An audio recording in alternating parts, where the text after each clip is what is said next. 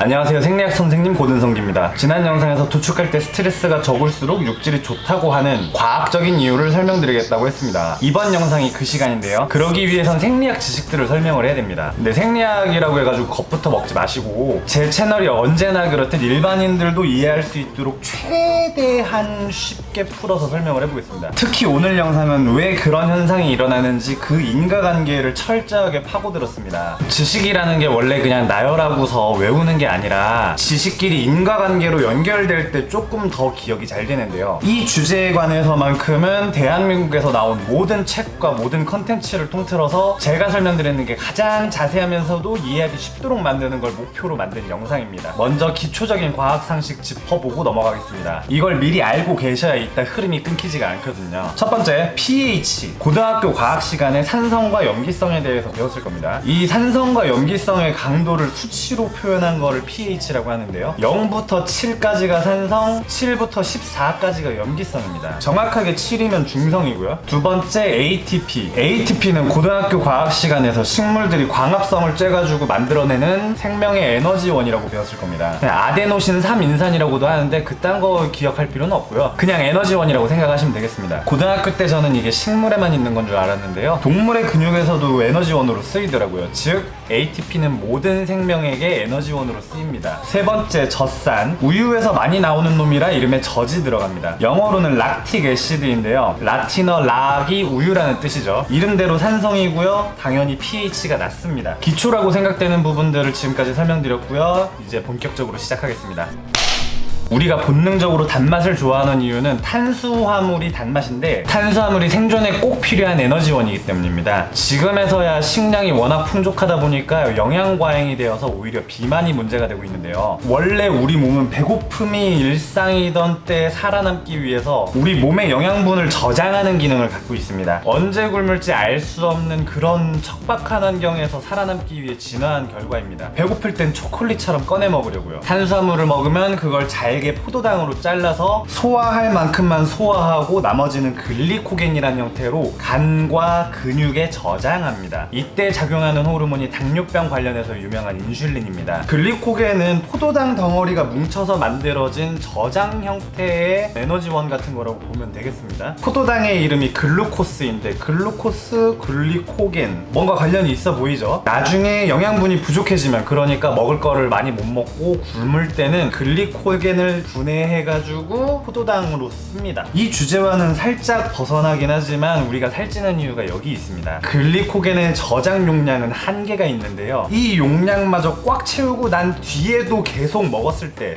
탄수화물이 계속 섭취가 되었을 때 우리 몸은 포도당을 지방으로 바꿔서 저장합니다. 그래서 지금 제 뱃살이, 도축을 하고 난 고기에는 사후경직이라는 게 일어납니다. 다른 말로 사후강직이라고도 해요. 죽을 사, 뒤후, 구들경, 고들직. 그러니까 죽은 뒤에 근육이 딱딱하게 굳는 현상이라는 말입니다. KBS 한국인의 밥상에서 도축된 지 얼마 안 된 생고기가 꿈틀대는 영상, 그거 굉장히 유명할 겁니다. 방송에서는 사후경직 전이라고 표현했지만 정확하게는 사후경직 과정 중에서 일어나는 현상입니다. 이때 아까 말했던 간과 근육에 저장돼 있던 글리코겐이 반응을 합니다. 글리코겐이 포도당으로 분해되고 그 포도당이 ATP와 반응해서 해당 작용이라는 과정을 거칩니다. 풀해사탕당, 당을 분해하는 작용이라는 말이죠. 이 과정 중에서 당장 근육이 움직일 수 있는 힘이 생겨납니다. 방금 전 보신 생고기가 꿈틀대는 그 영상이 바로 이 작용 때문에 생겨나는 겁니다. 그래서 제가 포도당도 생명의 에너지원이라고 한 거고 ATP도 에너지원이라고 하는 겁니다. 해당 작용을 너무 자세히 알 필요는 없고, 오늘 주제에 관련해서는 딱 3가지만 알고 넘어가면 됩니다. 해당 작용은 혐기적 대사입니다. 실화염, 공기기, 그러니까 산소를 싫어한다는 말입니다. 그래서 산소 없이 반응하는 생리현상이에요. 해당 작용의 결과 근육에 젖산이 쌓입니다. 젖산은 산성이기 때문에 그 근육의 pH가 낮아집니다. 우리가 근력 운동을 흔히 무산소 운동이라고 하죠. 무산소 운동이라는 게 근육 내에 해당 작용을 통해 근육에 젖산이 쌓여가는 과정입니다. 이 해당 작용 자체가 혐기적 대사이기 때문에 우리가 무산소 운동이라고 표현하는 거예요.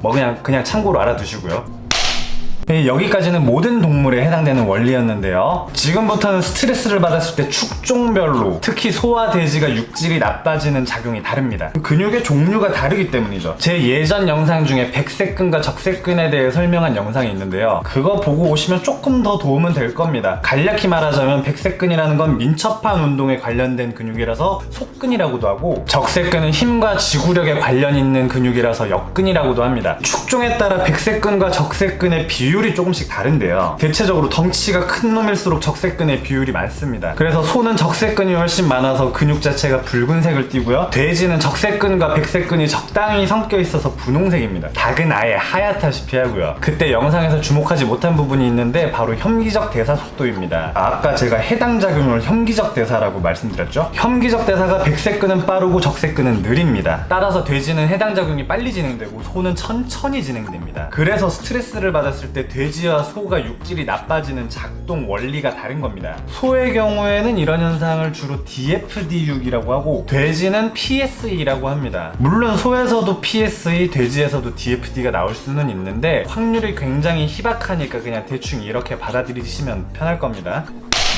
먼저 소고기의 이상육 DFD입니다. Dark, Firm, Dry의 약자입니다. 육질이 검고 단단하며 메말랐습니다. 대충 겉으로 봤을 때 시커먼 데다가 질기고 맛없게 생겼다고 보시면 되겠습니다. 소고기는 아까 말했던 해당 작용이 느립니다. 그래서 스트레스를 받았을 때 해당 작용보다는 호르몬이 먼저 움직입니다. 정상적인 상황에서라면 혈당의 포도당 농도를 조절하기 위해 글루카곤이라는 호르몬이 작용하는데요. 큰 위협이 닥쳐서 분노나 공포심 같은 감정이 생겨버리면, 즉 스트레스를 받으면 아드레날린이라는 호르몬을 분출합니다. 나름 공격 성향으로 유명한 호르몬이죠. 스트레스를 받는다는 게 어쨌든 비상 상황이잖아요. 그래서 그 저장되어 있던 글리코겐을 포도당으로 싹 분해를 해놓습니다. 언제 힘을 쓸지 모르니까 저장되어 있던 글리코겐이라는 형태보다는 언제나 쓸 수 있는 포도당이라는 형태로 바꿔놓는 겁니다. 부동산 자산을 현금 자산으로 바꿔놓는 거, 뭐 그런 느낌으로 이해하시면 편해요. 그렇게 에너지원인 포도당을 엄청나게 써버립니다. 이 순간 포도당이 어떻게 대사되어서 사라지는지 제가 명확하게 자료는 찾진 못했는데요. 산화적 대사든 혐기적 대사든 어떤 형태로든 사라진다고 합니다. 이 부분에 대해서 정확하게 아시는 분들은 댓글에 설명 좀 부탁드리겠습니다. 뭐 저라고 다 아는 건 아니니까. 아무튼 근육에 저장된 글리코겐은 물론이고 포도당까지 많이 사라지겠죠. 글리코겐을 살아있을 때 너무 많이 써버렸으니까 도축하고 난 다음에 해당 작용을 통해 나올 젖산이 부족합니다. 원료가 없는 거예요. 그래서 도축 후에 pH가 많이 낮아지지가 않습니다.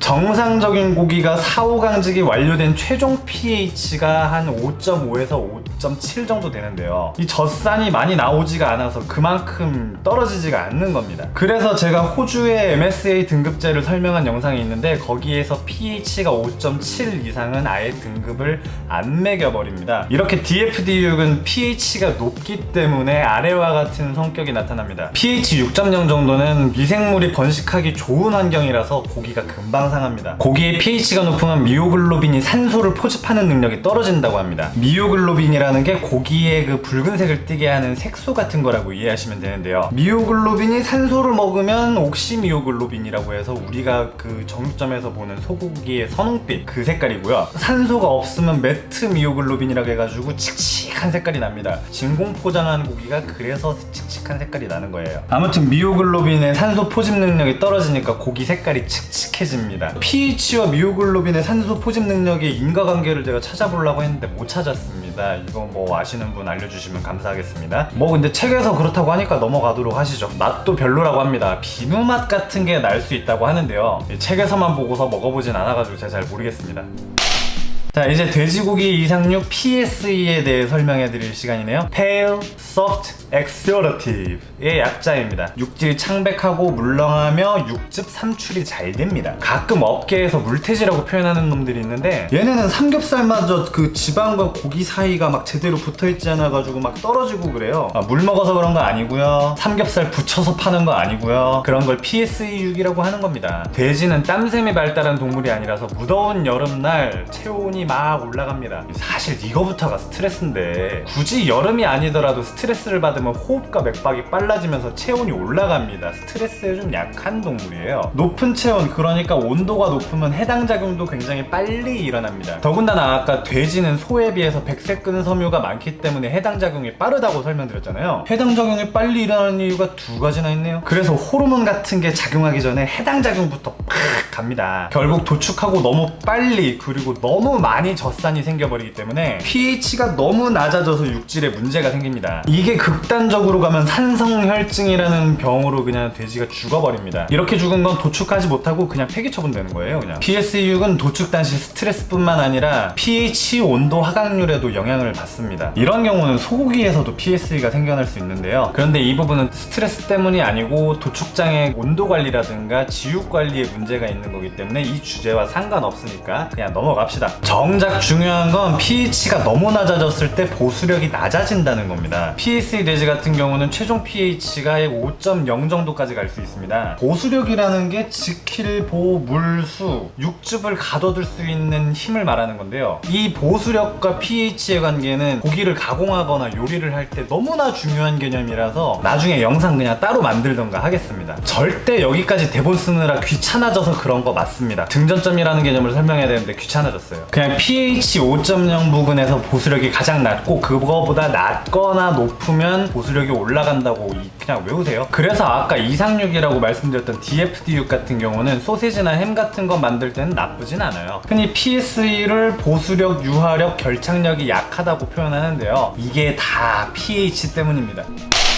여기까지 보시느라 수고 많으셨습니다. 아마 온갖 전문 용어가 등장하느라 힘드셨을 텐데요. 저는 그 전문 용어 풀어 쓰느라 간만에 대본 쓰는 데만 일주일 넘게 걸렸네요. 그래서 그런지 지금까지 만들었던 영상은 그냥 알고 있던 거 쓱쓱 써내려갔는데 이번엔 공부까지 해가면서 다시 하느라 좀 애착이 많이 갑니다. 다만 이 주제에 관련된 지식들의 인과관계를 좀 완벽하게 퍼즐을 맞추고 싶었는데 중간중간 약간 띄엄띄엄 이렇게 있어가지고 약간 좀 아쉽네요. 뭐 제 능력이 여기까지인가 보죠. 뭐 현업종사자고 뭐 학계에 있는 것도 아닌데 그냥 봐주세요 그냥. 그럼 지금까지 야매 생리학 선생님 고든성기였습니다. 감사합니다.